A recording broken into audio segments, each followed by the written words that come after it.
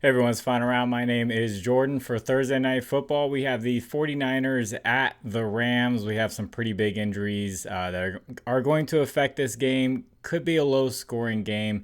We'll see. But we have Brock Purdy, who's going to be out. So Mac Jones will be playing quarterback again. And then Juwan Jennings, one of the top receivers for the 49ers, will be out for this one. Then on the Rams side of things, Tyler Higbee, the starting tight end, is doubtful for this one. So when we take a look at these one game, days, Thursday Night Football, Monday Night Football, and all that stuff, we have to kind of project the game script, how things are going to go, because it's very important for that fourth quarter.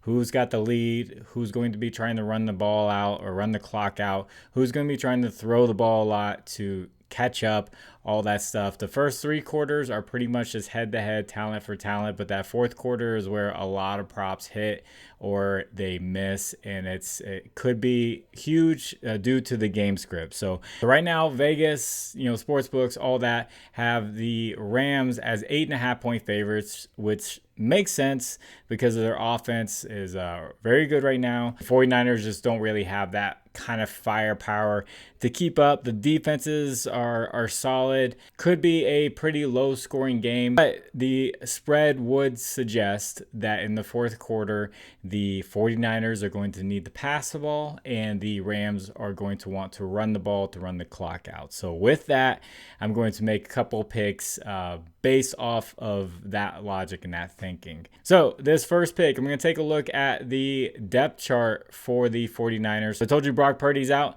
and Juwan Jennings is out. You see their second receiver is out as well. So their top two receivers, or you can call it top four if you want to count Brandon Ayuk and George Kittle, are all out for this game. So I like Christian McCaffrey over 49.5 receiving yards at -136. He's gone over in every single game this year. He is averaging 70 receiving yards a game. He's also averaging 11 targets a game, and he's coming off a 15-target game against the Cardinals with Mac Jones. So taking a look at the target share for the 49ers, Christian McCaffrey at the top of the list with 29% target share. The guys below him, the next two guys below him, will be out.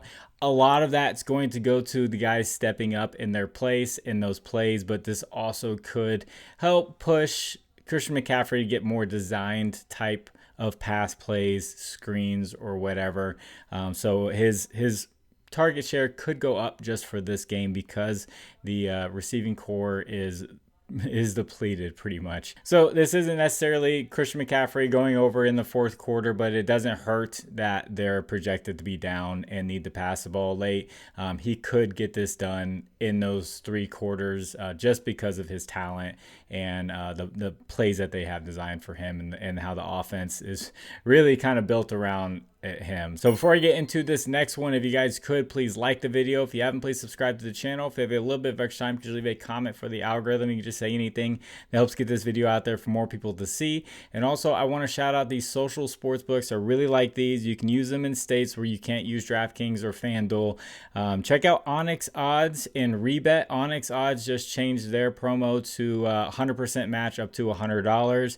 Promo code's find around 11 for all of these. Novig is doing bet $5, get 50, and you can use those in all the states that you see on the maps. I know Onyx doesn't have the map on there, but it's pretty close to the other two. They haven't given me an image with the map yet and the new promo.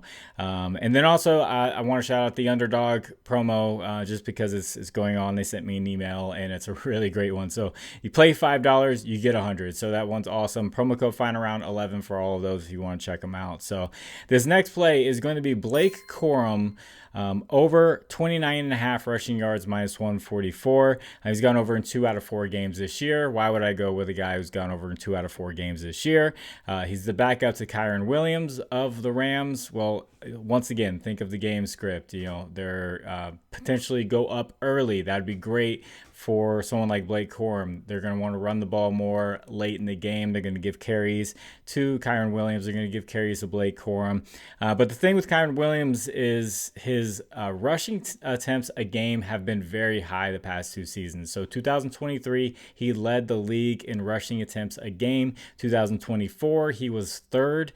And they drafted Blake Corum last season in the 3rd round. So now it's his 2nd year.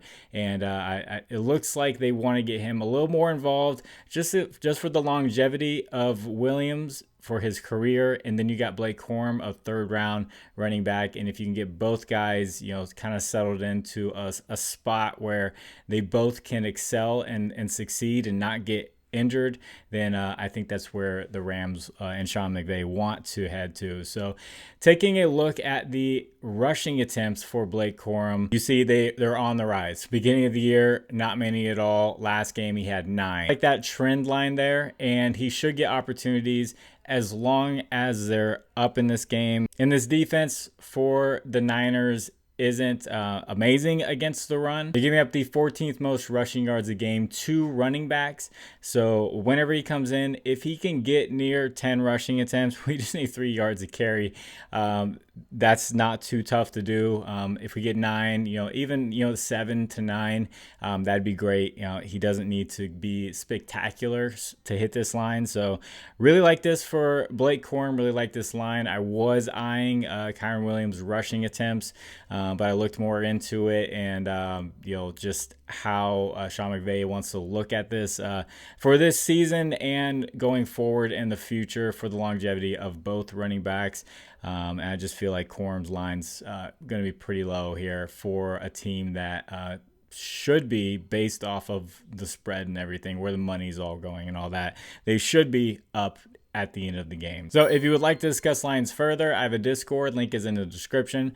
Hop on in there. It's completely free. You have to press a verify button. You just press verify and it makes you a member. That is it. You don't have to do any puzzles or anything like that. It's just to stop a lot of bots that have been coming in.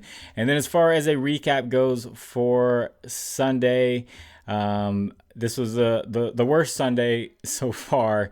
It wasn't awful, but it was the worst one so far. So Keenan Allen over 4.5 receptions. He hit that. Marion Hampton, anytime touchdown, he got that. Marion Hampton for 90 rushing receiving yards. He destroyed that. And then this is where things go downhill. Chris Olave, 5.5 receptions, didn't get it. Jake Ferguson, 49.5 receiving yards, came up about 10 short. And then Quinshon Judkins for 13.5 for his longest rush. He had 11 on his longest rush.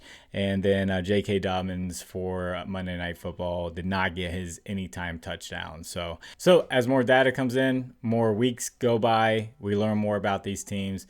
Going to try to do our best to make educated plays and not just emotional ones. So hope you guys do well if you do bet on this game, and I will have a video out on Friday night or Saturday morning for the Sunday games and potentially the Monday night games. So God bless you all. It's the final round. My name is Jordan. I will catch you on the next one. Bye.